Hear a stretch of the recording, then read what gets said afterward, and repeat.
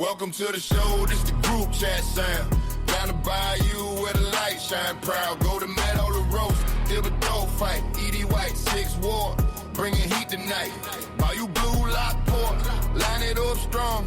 Middle school grind where the future belongs. Hello. Hope everybody is having a wonderful evening. It is the Group Chat Podcast. We're going to talk about all sorts of stuff during the course of the show. We've got high school football, middle school football, college, pro, all of that covered. We've got Golden Meadow and LCO coming up on Tuesday. That's going to be for bragging rights and pride and everything like that. We could break that down in just a second. But the Parish Chase is going to be decided by 2 games. We've got Raceland, who's going to be playing Lockport. We got E.D. White, who's going to be playing Thibodaux. If Lockport beats Raceland, they're going to be the outright undisputed Parish Champions, the only undefeated team. If Raceland defeats Lockport and E.D. White beats Thibodaux, technically it'll be a share, but Raceland and Lockport will both have the same record. Raceland will beat them head-to-head. Raceland pretty well will have the bragging rights to say they're the Parish Champions. If Raceland beats Lockport and Thibodaux beats E.D. White, then excuse the French, we got a clusterfuck. We got a 3-team tie, and everybody's going to be pissed off. I know that we're beating a dead horse. It sets up beautifully for a playoff. We've already done that segment 1,000 times, but it is going to be a very fun last week seeing, can E.D. White, who's red hot, spoil Thibodaux's chances?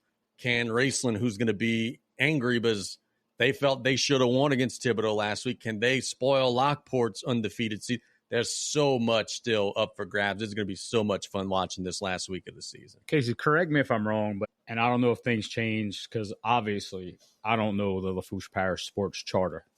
No matter if you have a loss, no matter who it's to, if both, let's say we both have a loss and you beat me, you still tied. Technically in the rule book, if it is Raceland and Lockport, the only 2 teams with 1 loss, and Raceland beat Lockport head-to-head, technically, in terms of the rule book, it's going to be a co-championship, a split championship.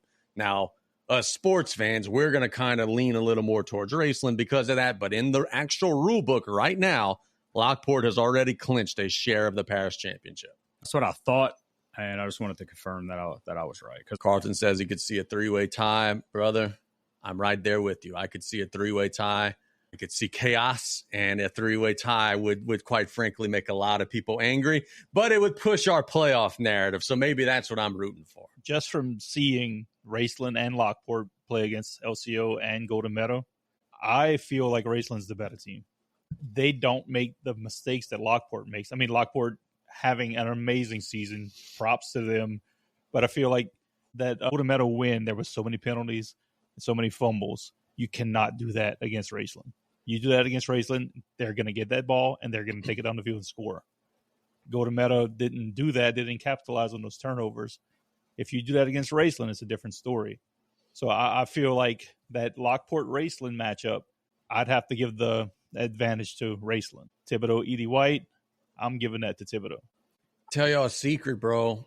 I think if we did the whole thing over again, I think E.D. White's running through everybody, bro. They lost 2 games early, but half their damn team was out. Their recent results have just been beating the snot out of everybody. No disrespect to Thibodaux. I just get a feeling that E.D. White might bust that one up next Tuesday. Be interesting to see, though. And yeah, it's going to be a whole lot of fun. And look, here's the thing, man. I see all the engagement numbers. Hell, I see what people are looking at and clicking on Facebook and everything. I can never think of a time ever that middle school football was the draw. If I right now go in ChatGPT and say like, hey, make me a pirate ship with guys holding a football, that'll get nothing but clicks. It will go insane. It'll go viral right away. Lockport football is the talk of the central portion of that parish. It's crazy. I never thought I'd see the day that right now middle school actually is generating every bit as much hype as high school. And I hate to even say this, but it's the truth. You're not used to winning. Yeah. People in the town aren't used to winning, and you got a winner now, so people are going to jump on it, and rightfully so. You ride that until the wheels fall off, and hopefully they don't because Lockport's played some good football. I think this past week, and look, I didn't get a chance to watch the majority of the game, but I did watch enough. Golden Meadow hung in there tight, and that's been the story of Golden Meadow season. You play against somebody that's quote-unquote better than you, maybe better than you on paper, that they hang in there. At the end of the second quarter, I believe it was 14-8. It was a one-score game. Lockport, I think, got 5 consecutive penalties that maybe brought back 4 touchdowns, very similar to Raceland and LaRose earlier this season. And it was just too much at the end of the half for Golden Meadow. I just think maybe they look past Golden Meadow. I think they're better than that. They've shown that they're better than that, and we'll see. When is that game being played? Because that's a game that I may go to. Raceland and Lockport is Tuesday, the same day as Golden Meadow and LCO, which is a shame. I wish they were opposite days, but I want to go to both also. And I will say this, just to kind of play into that same point, Central Lafourche has announced Raceland and Lockport will be a 2-sided stadium affair. They're not even letting the people stay on one side. No, Lockport, you're on the visiting side. Raceland, you're on the home side. We're treating this like it's a big event because it is a big event. And guess what? They're going to have people on both sides of that stadium. It's probably a good idea because those fans can start yapping. Yeah, buddy. They're beating us by 50 and they're yapping. So it's like, hey, just chill out. That Raceland team played against Thibodaux. They had the one play where Thibodaux scored that is questionable, that if there was replay, that probably goes the other way. Yeah, it wasn't a touchdown. And besides that, they didn't give up any. What was the final score for that Thibodaux Raceland game? 8-6. So that one touchdown that was scored may be taken off the board if there was a referee that made the right call. I was about to say, I heard there was some controversy. I don't think anybody has beaten Raceland this year. I mean, say what you want to say. Thibodaux beat them on the field, on the scoreboard. Questionable call. I think Raceland is the team to beat. And that Raceland-Lockport matchup is very intriguing. If Lockport can pull it out, they're the Parish Champions without a doubt, undisputed. But I don't think anybody's beaten Raceland. Chelsea Foray brings up a good point that if it were to be a big 3-way tie, why don't we do point differential? Raceland would have the edge on that. The 8 points that they gave up against Thibodaux, or the 8 points that they maybe didn't give up against Thibodaux, because we did see the play, that's the only 8 points they've given up all year. The only thing I would say, though, is that if we start putting point differential as a factor in determining stuff, people are going to get beat 1,000-0. And that's the thing that kind of scares me a little bit about that. No, she makes a great point, and appreciate you chiming in, Chelsea. But I could tell you, if there's a tie and the rules say that we're split, win or lose, I'm going there with the Parish Champs flag at midfield and just smoking a cigar and celebrating like I just literally just won a Parish Championship. I mean, it is what it is. I think at the middle school level right now, and that could change. It's a lot of, hey, look, let's just keep this as minimal as possible and make sure the kids are safe, make sure the kids don't get hurt, and, just we'll crown a champion some way in some form. That very well may change. But right now, the rules are what they are, so we just got to deal with it. Let's talk about LCO versus Bayou Blue for a second. Okay, what's up? The Bulldogs. I wasn't at that one. First time in a month. Let's go. Congratulations to our boy Roddy Gisclair, Caden Fonseca, and the boys out there did a hell of a job against Bayou Blue. Tell us about the game. Look, none of it. I wasn't there. Yeah, so what happened? Bayou Sports wasn't even there to cover the game. Oh, here we go. Missed the best performance that the LCO Bulldogs have had all season. Mm-hmm. We ran the ball. We had got some guys back from injury. Looked like a brand new team out there. Roddy John Gisclair dominated. Caden Fonseca dominated. Maybe we're going into this Golden Meadow game and things looking a little even. All season, I was thinking maybe we can't compete with Golden Meadow. Rivalry week coming up. Who knows? It's a toss-up now. Is it? You think one game changes the complexion of the season? A couple people coming back from injury, not just one game. I will say this. I could see a world where both teams score on the other. But I will also say this. LCO better stop Carter Wayne before he gets to the back end of the defense. Because if not, it ain't tackling a period. Those big boys better stop him before he gets rolling.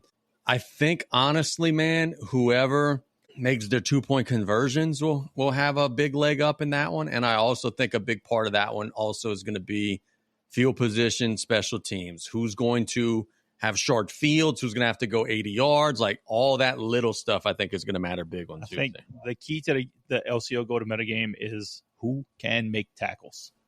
If you don't make tackles, obviously the team's going to score on you. Big problem for LCO for most of the year. Big problem for Golden Meadow when they're playing against fast teams. Can LCO's defense tackle Carter CWP? So LCO's got Roddy Gisclair back. Right. Caden Fonseca's doing a good job on defense. We got big guys up front that need to take up these big blockers so our linebackers can make tackles. It's whoever is going to be the team that's going to make the tackles, whoever's not scared to throw your body in front of some kid to try to make a tackle. I think that's the team that's going to come out on top. You know what's interesting is, look, a lot of people are telling me, like, oh, man, Golden Meadow and LCO are both a little down, and what's that going to look like in the next couple of years?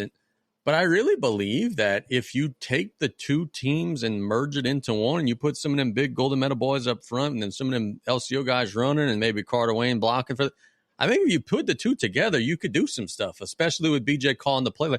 I think it's going to be better than what people realize. The key and the trick to it all is going to be getting them to actually play. And that's one of the big things that we're running into on campus right now, because somebody was asking me, man, why I got so many two-way players? Oh, I don't know, because Jaden Smith, Aiden Savoy, Carter Cantrell, Kobe Cantrell, Jack Redding, and on and the quarterback, Billy Ott, all those guys aren't playing. That's why there's so many two-way players. The best kids on campus are not playing by and large, not universally at least, not 100%. Every kid you just named is a superstar athlete at a different sport, and I'm guessing that's the reason. You got a track and field stud, you got basketball studs. You get to that age, and we've seen it time and time again, if you're a moderate football player that may get a couple snaps, you still got to go through all that punishment in practice. And then if you're a basketball player, you're missing out on that time. I'm not blaming anybody for doing that. No. Yeah. And I'm not saying you are. I'm just giving an opinion here. Carlton asks as if we're ready for some basketball. Carlton, more so than what you could ever know, dude. I am so jacked up. To watch your daughter, Emmy, and the ED White Cardinals. So excited to see the Lady Tarpons with Coach Kathy Luke, how that's going to look. I've been told they look like they are going to be very good. Tarpon boys got a lot back. Ellender's going to be good. Bourgeois is going to be good. ED White's got just about everybody back on the boys' side. They're going to be solid. It's going to be so much fun. And I really hope, and I don't know what it was about this football season, right? Because when we go live, there's always this concern of like, man, you guys are going to really stop people from going. But the football stadiums have been slam-packed, so no one could accuse us of hurting the gate.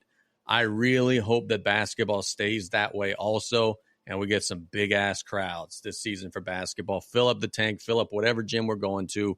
I didn't even mention, Vanderbilt's girls are defending a state championship. That's going to be fun to watch. Their boys still got some talent.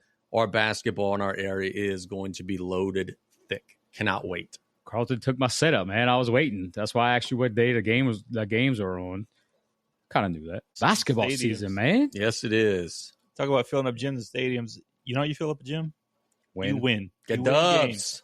We got a good football team. We got a good basketball team. We got a good girls basketball team. That gym is going to be packed no matter who's broadcasting what. When our football team's winning, everything is nicer here. The mornings are a little more sunshine. The afternoons are a little breezier. The dial-up's a little faster. We got a good football team this year. The town, everybody's rallying around this team. Everybody's rallying around Coach Young. Basketball, same thing. We got a lot of players coming back. The core of the team, minus Nick Coleman and a few of those seniors that we lost last year, everybody's coming back. It's looking good. I'm not in there for practices, but on paper, this team looks good. Yeah, they're gonna be all right. They're gonna be okay. The girls are gonna be in their first action on Saturday, 10:00. I don't know who they're taking on. I think it's a Catholic League school. Our girls, like Lafourche girls? Correct. Wow. Playing a Hall of Fame game Saturday at Hanville at 10:00. Talked to Kinsley Terrebonne last Friday night. She's pumped up, ready to go. She kind of gave me an early season schedule, but she didn't really know. So we just ended on the term. It would be late October, early November was when they really crank up. It's going to be so much fun to see some of those kids, man. And I think some of those kids are going to be able to make an early impact, a very early impact. Carlton, I am more than ready, bro. We got tryouts coming up on the 29th for the girls. Pumped up about that, trying to make some things happen, man. Anxious to get that underway on the boys' side as well. They're going to be a couple days later. We're going to crank up our season on the first week of December. We want to thank Precision Agri-Spray. They are the sponsor of our Mount Rushmore segment. We also want to thank all of our other sponsors.